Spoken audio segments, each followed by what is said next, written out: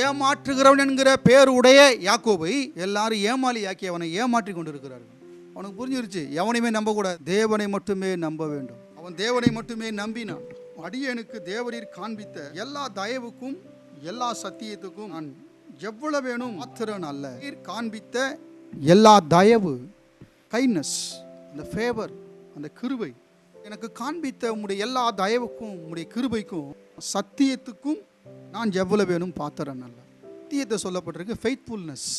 என்கிட்ட எவ்வளோ உண்மையாக இருந்தீங்க நீங்கள், அதுக்கு நான் தகுதி இல்லை ஆண்டவரே. தேவன் நம்ம இடத்துல உண்மையை காண்பிக்கிறாராம். தேவன் நம்ம இடத்துல அவ்வளோ உண்மையாக இருக்கிறதுக்கு அவ்வளோ தகுதியானவங்க நம்ம இல்லைங்க. நம்மக்கிட்ட யாருமே உண்மையாக இருக்கிறது இல்லையே.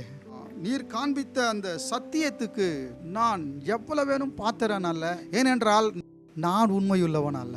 ஆனால் என்னிடத்தில் நீர் உண்மையாக இருந்தீரே ஆண்டவரே, அந்த உண்மைக்கு நான் பாத்திரன் அல்ல.